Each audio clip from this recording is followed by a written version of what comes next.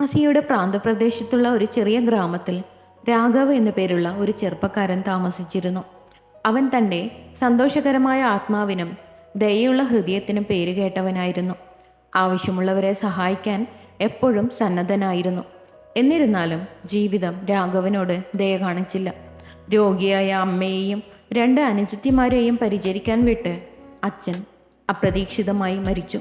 കുടുംബത്തിൻ്റെതായ ചെറിയ കട ബുദ്ധിമുട്ടുകളോടെ നടത്തിപ്പോന്നു. ബില്ലുകൾ കുമിഞ്ഞുകൂടുന്നു. കട നടത്തിക്കൊണ്ടുപോകാൻ രാഘവ് രാവും പകലും അധ്വാനിച്ചു. പക്ഷെ ഓരോ ദിവസവും ഒരു പുതിയ വെല്ലുവിളി കൊണ്ടുവരുന്നതായി തോന്നി. ഉപഭോക്താക്കൾ കുറവായിരുന്നു.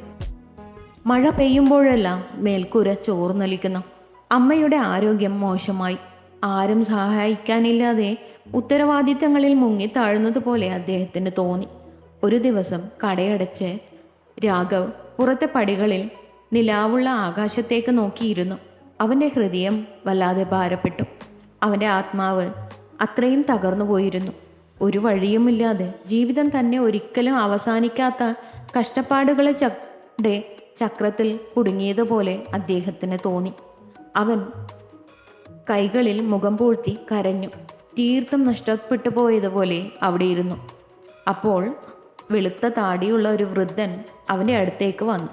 അടുത്തുള്ള ഒരു ക്ഷേത്രത്തിൽ താമസിച്ചിരുന്ന ബഹുമാനപ്പെട്ട സെൻ സന്യാസിയായ മാസ്റ്റർ പവനായിരുന്നു അത്. ജീവിതത്തിൻ്റെ നിഗൂഢതകളെക്കുറിച്ച് അദ്ദേഹത്തിന് ആഴത്തിലുള്ള ധാരണയുണ്ടെന്ന് വിശ്വസിച്ച ഗ്രാമവാസികൾ പലപ്പോഴും അദ്ദേഹത്തിൻ്റെ ജ്ഞാനം തേടി. രാഘവ് പവൻ മാസ്റ്റർ അവൻ്റെ തോളിൽ കൈവച്ചുകൊണ്ട് സൗമ്യമായി പറഞ്ഞു, "എന്തിനാണ് മകനെ നിനക്ക്? എന്താണ് ഇത്ര ഭാരം?" കരഞ്ഞുകൊണ്ട് കണ്ണുകൾ ചുവന്ന് രാഘവ് തലയുയർത്തി നോക്കി. പവൻ മാസ്റ്റർ, അവൻ പറഞ്ഞു. അവൻ്റെ ശബ്ദം വികാരത്താൽ ഞെരുങ്ങി. "എന്തു ചെയ്യണമെന്ന് എനിക്കറിയില്ല. ജീവിതം കൂടുതൽ ദുസ്സഹമായിക്കൊണ്ടിരിക്കുന്നു. എനിക്കൊരു വഴിയും കണ്ടെത്താനാകുന്നില്ല. എൻ്റെ കുടുംബം എന്നെ ആശ്രയിച്ചിരിക്കുന്നു.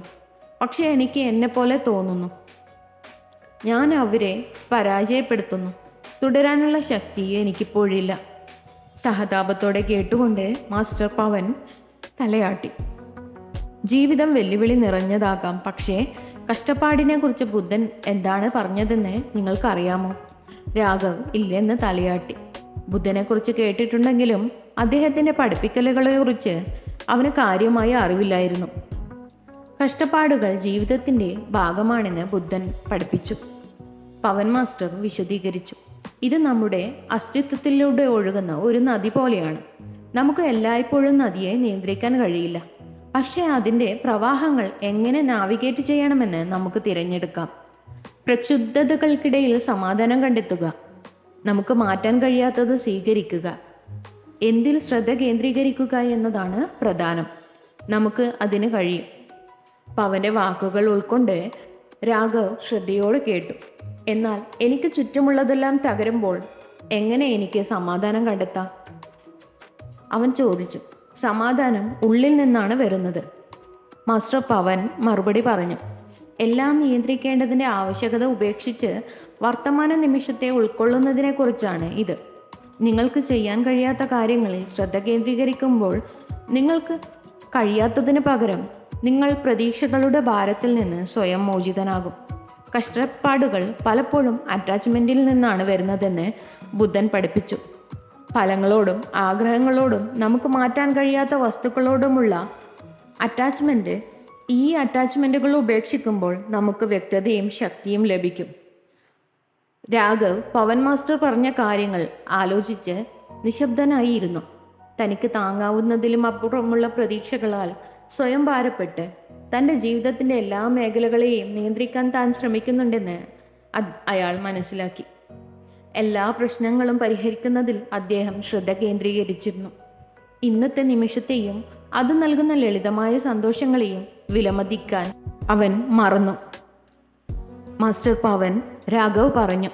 അവൻ്റെ ശബ്ദം ഇപ്പോൾ മൃദുവായി. "ഞാൻ എങ്ങനെ ഈ ബന്ധങ്ങൾ ഉപേക്ഷിക്കും? ഇത്രയധികം അനിശ്ചിതത്വത്താൽ വലയുമ്പോൾ ഞാൻ എങ്ങനെ സമാധാനം കണ്ടെത്തും?"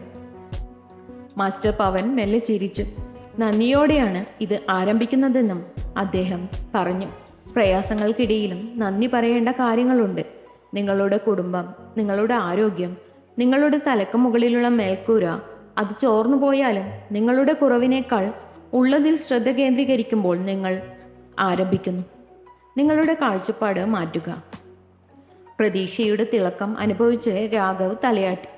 അതത്ര എളുപ്പമല്ലെന്ന് അവൻ അറിയാമായിരുന്നു. പക്ഷെ അവൻ ശ്രമിക്കാൻ തയ്യാറായിരുന്നു. ദൈനംദിന ജീവിതത്തിൻ്റെ സന്തോഷത്തിൻ്റെ ചെറിയ നിമിഷങ്ങൾ കണ്ടെത്തി അദ്ദേഹം നന്ദി പ്രകടിപ്പിക്കാൻ തുടങ്ങി. തൻ്റെ കുടുംബത്തിൻ്റെ ഊഷ്മളതയും ലളിതമായ ഭക്ഷണത്തിൻ്റെ രുചിയും രാത്രി ആകാശത്തിൻ്റെ ഭംഗിയും അദ്ദേഹം വിലമതിച്ചു. കാലക്രമേണ രാഘവിൻ്റെ ജീവിത വീക്ഷണം മാറാൻ തുടങ്ങി. തൻ്റെ ഉത്തരവാദിത്തങ്ങളുടെ ഭാരത്താൽ അയാൾക്ക് കൂടുതൽ തളർച്ച തോന്നിയില്ല. പകരം അയാൾ തനിക്ക് ചെയ്യാൻ കഴിയുന്ന കാര്യങ്ങളിൽ ശ്രദ്ധ കേന്ദ്രീകരിച്ചു. കടയെ പരിപാലിക്കുക, അമ്മയെ പരിപാലിക്കുക, സഹോദരങ്ങളെ സഹായിക്കുക, എല്ലാം നിയന്ത്രിക്കേണ്ടതിൻ്റെ ആവശ്യകത അദ്ദേഹം ഉപേക്ഷിച്ചു. ഈ നിമിഷത്തിൽ സമാധാനം കണ്ടെത്തി തുടങ്ങി.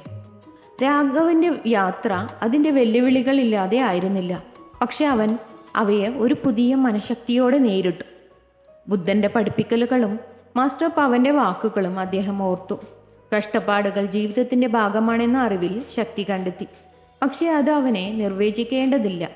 ആസക്തി ഉപേക്ഷിച്ച് കൃതജ്ഞത ആലിംഗനം ചെയ്തുകൊണ്ട് ആന്തരിക സമാധാനത്തിലേക്കും രോഗശാന്തിയിലേക്കുമുള്ള പാത അദ്ദേഹം കണ്ടെത്തി. അങ്ങനെ രാഘവ് തൻ്റെ കടയുടെ പുറത്തെ പടികളിൽ ഇരിക്കുമ്പോൾ അയാൾക്ക് ഒന്നും നഷ്ടപ്പെട്ടതായി തോന്നിയില്ല. ജീവിതത്തിൽ എപ്പോഴും ബുദ്ധിമുട്ടുകൾ ഉണ്ടാകുമെന്ന് അയാൾക്കറിയാമായിരുന്നു. പക്ഷെ അതിൻ്റെ പ്രവാഹങ്ങളെ നാവിഗേറ്റ് ചെയ്യാനുള്ള ശക്തി തനിക്കുണ്ടെന്ന് അവൻ തിരിച്ചറിഞ്ഞു. ബുദ്ധൻ്റെ ജ്ഞാനം അവന് വഴി കാണിച്ചു കൊടുത്തു. ഓരോ ഘട്ടത്തിലും മുന്നോട്ട് പോകാൻ അവൻ തീരുമാനിച്ചു. If you love to watch this video, you can like, share and subscribe.